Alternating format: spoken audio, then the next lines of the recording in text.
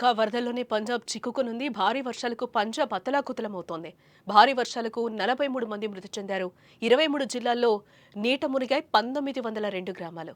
నీట మునిగిన 1.7 లక్షల హెక్టార్ల పంట, అలాగే 37 ఏళ్ల తర్వాత పంజాబ్కు వరదలు సంభవించాయి. దశాబ్దాలలో అత్యంత వరద విపత్తు పంజాబ్ ఎదుర్కొంటోందని చెప్పొచ్చు. దేశంలో గత కొన్ని రోజులుగా కురుస్తున్న భారీ వర్షాలతో పలు రాష్ట్రాలు అతలాకుతలమవుతున్నాయి. జమ్మూ కాశ్మీర్, ఉత్తరాఖండ్, హిమాచల్ ప్రదేశ్, గోవా, 2 తెలుగు రాష్ట్రాలు, ముంబై, పంజాబుల్లో కుండపోత వర్షాల వల్ల వరదలు ముంచెత్తుతున్నాయి. ఎంతో మంది ప్రజలు ప్రాణాలు కోల్పోయారు. మరెందరో కూడు గూడుకు దూరమై నిరాశ్రులయ్యారు. భారీ వర్షాలతో నదులు, చెరువులు, గుంటలు నీటితో నిండిపోయాయి. లక్షలాది ఎకరాలు నీటిలో మునిగిపోయాయి. పలు గ్రామాలు నీట మునిగాయి. దీంతో ప్రభుత్వం ప్రజలను సురక్షిత ప్రాంతాలకు తరలిస్తున్న పరిస్థితులు అక్కడ నెలకొని ఉన్నాయి. ఇక పంజాబ్ రాష్ట్రం దశాబ్దాలతో అత్యంత వరద విపత్తును ఎదుర్కొంటోందని చెప్పుకోవచ్చు. ఊహించని ప్రకృతి విపత్తు ఎంతో మందిని బలిగొంది. ఇప్పటి వరకు కురిసిన భారీ వర్షాలకు 43 మంది మరణించారు. 1.71 లక్షల హెక్టార్లలో విస్తరించి ఉన్న పంటలు పూర్తిగా నీటిలో మునిగిపోయాయి. 23 జిల్లాల్లోని 1902 గ్రామాలు పూర్తిగా నీట మునిగాయి. ఇప్పటి వరకు ఈ భారీ వరదలకు 3,84,205 మంది ప్రజలు ప్రభావితం కాగా మరో 20.972 మందిని సురక్షిత ప్రాంతాలకు తరలించారు. ఇక నిన్నటి నుంచి కురుస్తున్న వర్షాలకు మరో 6 మరణించినట్లుగా సమాచారం. దీంతో ఇప్పటి వరకు అధిక వర్షాలు, వరదల వల్ల మొత్తం 43 మంది మరణించినట్లుగా తెలుస్తోంది. ఇటు మరోవైపు ఉత్తరాఖండ్, ఉత్తరకాశీ, హిమాచల్ ప్రదేశ్లో భారీ వర్షాలకు కొండ చర్యలు విరిగిపడి పలువురు మరణించారు. అనేక మంది గాయపడ్డారు. వర్షాలతో క్లౌడ్ బరస్ట్లతో కూడా అనేక మంది గల్లంతైనట్లుగా తెలుస్తోంది. పలు గ్రామాల్లోని ప్రజలు మృత్యువాత పడ్డారు. పంజాబ్ రాష్ట్రం ఎన్నడూ లేనంతగా అధిక వర్షాలతో వరద నీటితో మునిగిపోయింది. దీంతో ఆ రాష్ట్రం ప్రజల జీవనం పూర్తిగా అస్తవ్యస్తంగా మారిపోయింది. ప్రజలు నిత్యావసర వస్తువుల కోసం కూడా ఇబ్బందులు పడుతున్న సిచ్యువేషన్స్ అక్కడ నెలకొన్నాయి. ఇదిలా ఉంటే 37 ఏళ్ల క్రితం అంటే 1988లో పంజాబ్ను ఒక భయంకరమైన జలప్రళయం ముంచెత్తింది. ఎడతెరిపి లేని వర్షాలకు తోడు సట్లెజ్ నది పొంగి పొర్లటంతో నది కట్టలు తెగిపోయాయి. ఆనకట్టల నుంచి విడుదలైన నీరు వేలాది గ్రామాలను చుట్టుముట్టింది. ఈ విపత్తుతో సుమారు 10,000 చదరపు కిలోమీటర్ల ప్రాంతం పూర్తిగా నీట మునిగింది.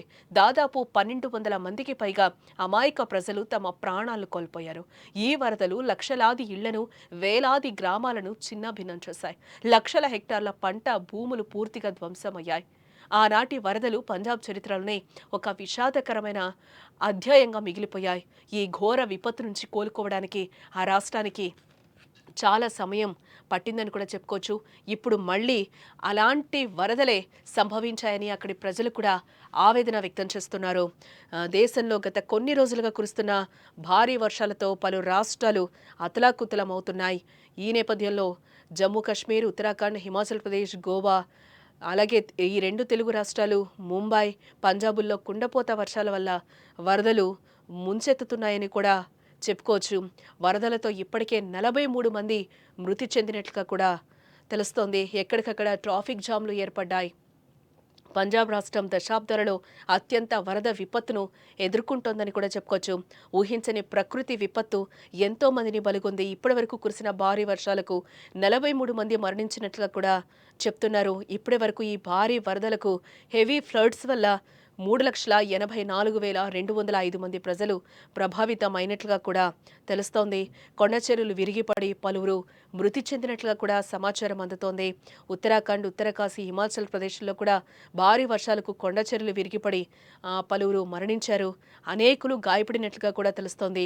వర్షాలతో క్లౌడ్ బరస్ట్లతో కూడా అనేకులు గల్లంతయ్యారు. పలు గ్రామాల్లోని ప్రజలు మృత్యువాత పడ్డారు. పంజాబ్ రాష్ట్రం ఎన్నడూ లేనంతగా అధిక వర్షాలతో వరద నీటితో మునిగిపోయిందని చెప్పుకోవచ్చు. దీంతో ఆ రాష్ట్ర ప్రజల జనజీవనం పూర్తిగా అస్తవ్యస్తంగా మారింది.